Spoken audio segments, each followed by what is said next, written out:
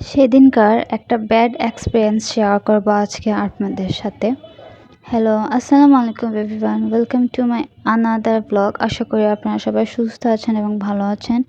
সেদিন আমরা কোন রেস্টুরেন্টে গিয়েছি এবং কোথায় গিয়ে আমাদের ব্যাড এক্সপেরিয়েন্স হয়েছে তাই শেয়ার করবো আজকে আপনাদের সাথে। তো চলুন ভিডিওটি শুরু থেকে শুরু করা যাক। সেদিন আমরা একটা রেস্টুরেন্টে গিয়েছিলাম যেটা কুমিল্লায় নিউলি ভাইরাল হয়েছিল, যেটার নাম চায়না গার্ডেন ছিল।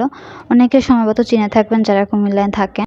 তো সেদিন আমরা সেখানে একটু নাইট আউট করার জন্য গিয়েছিলাম, বাট এত পরিমাণ ব্যাড লাগছিল, মানে 7,500 টাকা মনে হচ্ছিল যে একদম ছিঁড়ে ফেলে দিয়ে আসছি বিনা কারণে। এত পরিমাণ খারাপ লাগছিল তখন। রেস্টুরেন্টের হাইপ অনুযায়ী রেস্টুরেন্টের ভিতর কি সেরকম না, তাই শেয়ার করবো আজকে আপনাদের সাথে। যদি বলি যে রেস্টুরেন্টের ডেকোরেশন সেটা ওভারঅল একদম বিউটিফুল কোজি ছিল, মানে ফ্রেন্ড সার্কেল থেকে শুরু করে পার্সোনাল ডেট সব কিছুই একদম মানে একটা সুন্দর একটা কোজি প্লেসে করা যাবে।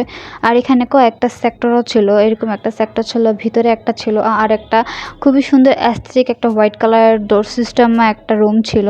ডেকোরেশনের দিক থেকে ওভারঅল হলেও যেটা মেন, একদম সবাই রেস্টুরেন্টে যায় একটু খাবার খাওয়ার জন্য, একটু এনজয় করার জন্য, কারণ খাবারটা ম্যান্ডেটরি, যেহেতু আমরা টাকা দিয়ে কিনি। খাবারটা যদি একটু ভালো না হয় তাহলে কিন্তু একদম সব কিছু মাটি মাটি লাগে।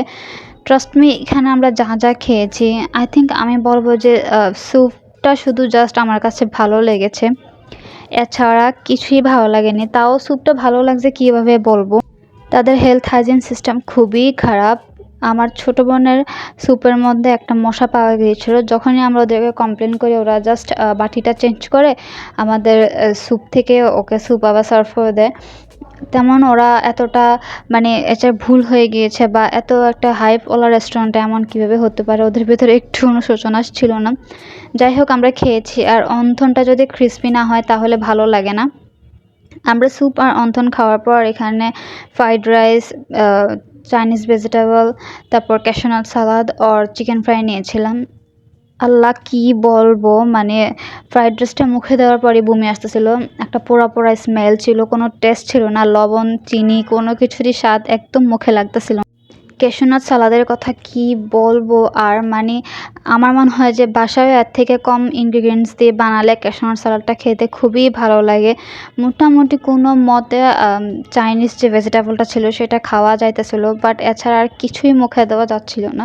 এত পরিমাণ খারাপ লাগতেছিল, মানে শেষমেশ বিল দেখে জাস্ট আফসোস লাগতেছিল যে এই জিনিসটা কি করলাম আমরা, 7,500 টাকা এভাবে নষ্ট করে দিলাম। যদি কখনো আগে এটার প্রতি মানে ধারণা থাকতো, কোনো আইডিয়া থাকতো যে খাবারের এই অবস্থা, তাহলে কোনো দিনও ওখানে যেতাম না, যত হাইপোলা রেস্টুরেন্টই হোক না কেন। তারপর ওদের ওয়েটার সিস্টেমের ইয়াও ভালো ছিল না। আমার বাবার গায়ে স্যুপের যে সসেসের যে প্লেটটা ছিল, ওটার থেকে একটা চামিচ পরে প্যান্ট এবং শার্ট দুটোটাই ভরাই ফেলছিল। ওরা সরিও বলেনি, টিস্যুও আগায় দেয়নি। যাক, কী করবার, ওদেরকে তো ধরে মারধর করতে পারি না। তো যাই হোক, ওদের কোনো কিছুর সিস্টেমই সুন্দর না। ওদেরকে বলবো যদি আপনারা আরেকটু ভালো সিস্টেম করেন, আরেকটু নিজেদেরকে এক্সপার্ট বানান তাহলে ভালো হয়। আর খাবারের দিক থেকে আপনারা একটা ভালো শেপ আনতে পারেন, কারণ এসব খাবার দিয়ে আপনাদের রেস্টুরেন্ট বেশি দিন চলবে না। আমরা জাস্ট খাচ্ছিলাম আর চিন্তা করতেছিলাম যে লাইফে মানে এই ফার্স্ট মেবি এরকম কোনো খাবার খেয়েছি, কারণ যত রেস্টুরেন্টে খেয়েছি জাস্ট খাওয়ার পর আবার খেতে ইচ্ছা করতেছিল যে আরেকটু ফ্রাইড রাইস খেতে পারলে ভালো হতো, আরেকটু চিকেন ফ্রাই খেতে পারলে ভালো হতো। বাট ট্রাস্ট মি, সবার অবস্থা দেখেন, সবার প্লেটে একটু একটু একটু একটু করে আছে, কারণ কেউ আর খেতে পারতেছে না। কি করবো আর, এখানে তো আমরা মিলে হাসাহাসি করতেছিলাম যে কোথায় চলে আসছি, এরকম খাবার সার্ভ করে দিল। অ্যাট লাস্ট মুডটা ঠিক করার জন্য একটু কফি নিয়েছিলাম। আমি সবচেয়ে বলবো যে এখানে আমি যতগুলো খাবার খেয়েছি তার মধ্যে এটা বেস্ট ছিল।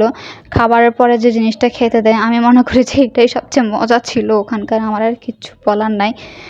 আমি ডেকোরেশনের কথা তো আগেই বলেছি, ডেকোরেশন দিয়ে কি হবে যদি আপনারা খাবারটা আর শেফ যদি এক্সপার্ট না রাখেন, তাহলে রেস্টুরেন্ট চলবে না কিন্তু। তো যাই হোক, আমরা খাবার দাবার খেয়ে বিল টিল দিলাম আর বসে বসে আফসোস করতেছিলাম যে কি হোল ফ্যামিলি নিয়ে আসছি একটু টাইম স্পেন্ড করার জন্য, সেটাও সুন্দর করে করতে পারলাম না। আর কে কে সবসময় খাওয়ার পর আমার মতো এরকম করেন সেটা কিন্তু অবশ্যই কমেন্ট করে জানাতে ভুলবেন না। আমি জানি অর্ধেক মানুষই এমন করে, এটা আমাদের বাঙালিদের স্বভাব। তো এই ছিল আমার আজকের ভিডিওটা ভালো লেগে থাকলে অবশ্যই লাইক কমেন্ট এবং শেয়ার করে দিয়ে আমার পাশে থাকবেন এবং আমার পেজটিকে ফলো করে দিবেন। আর যা বলেছি একদম সত্যি একটা কথা বলেছি, কোনো উল্টাপাল্টা কথা বলিনি, আপনারা গিয়ে ট্রাই করে দেখতে পারেন।